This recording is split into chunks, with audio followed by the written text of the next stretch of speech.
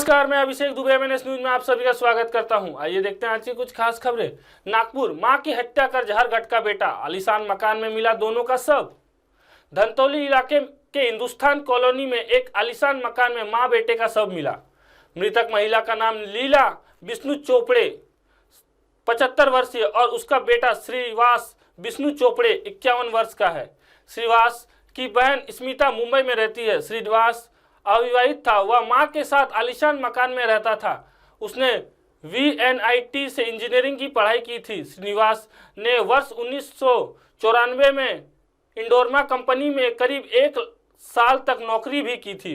बाद में नौकरी छोड़कर वह घर पर ही रहने लगा था। धनतौली इलाके में हिंदुस्तान कॉलोनी में एक आलीशान मकान में मां बेटी का शव मिला। मृतक महिला का नाम लीला विष्णु चौपड़े 74 वर्षीय और उसका बेटा श्रीनिवास विष्णु चौपड़े 51 वर्षीय है। श्रीनिवास की बहन स्मिता मुंबई में रहती है। श्रीनिवास अविवाहित था।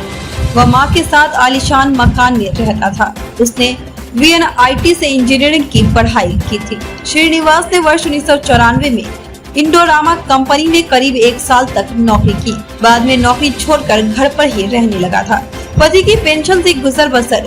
पुलिस सूत्रों से मिली जानकारी के अनुसार plot number 69A Hindustan colony में लीला चोपड़े बेटे श्रीनिवास के साथ रहती थी। गत 26 अप्रैल को लीला की बेटी ने कई बार मां के मोबाइल पर फोन किया, संपर्क नहीं हो पाया। तब कोराडी रोड पर बोखारा में रहने वाले रिश्तेदार सागर प्रभाकर इंगले 35 वर्षीय को घर पर जाकर देखने के लिए कहा।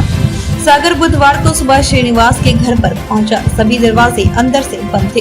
सागर ने कई बार आवाज दी लेकिन कोई प्रत्युत्तर नहीं मिला।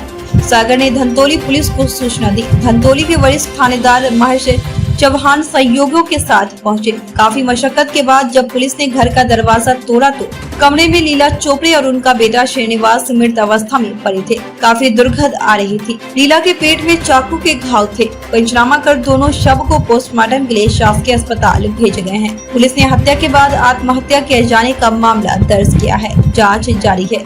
सड़क हादसे में हुई थी पिता की मौत। श्रीनिवास के पिता विष्णु चोपड़े शिवाजी साइंस कॉलेज धनतौली में प्रधानाध्यापक थे। वर्ष 1990 में सड़क हादसे में उनकी मौत हो गई थी। तब से पेंशन पर ही मां बेटे का गुजर बसर हो रहा है। इंडोरामा की नौकरी छोड़ने के बाद श्रीनिवास ने दूसरी नौकरी नहीं की। फर्श पर पड़ा था मां का शव। श्रीनिवास ने मां के पेट पर चाकू से 2 बार वार किया था। उनका शव फर्श पर पड़ा था। संभवतः श्रीनिवास ने मां की हत्या के बाद कमरे में जाकर कीटनाशक खाकर खुदकुशी कर ली। उसका शव पलंग पर था। मकान काफी बड़ा है। बावजूद इसके उन्होंने कोई किराएदार नहीं रखा था। पड़ोसियों से बातचीत भी नहीं करते थे। माँ बेटे दिन भर कमरे में अकेले पड़े रहते थे। श्रीनिवास ने ऊपर के कमरे में पिता की कई यादें संजो कर रखी थी। शायद इसलिए उसने कोई किराएदार नहीं रखा था। घटना के बाद पड़ोसी भी दंग रह गए।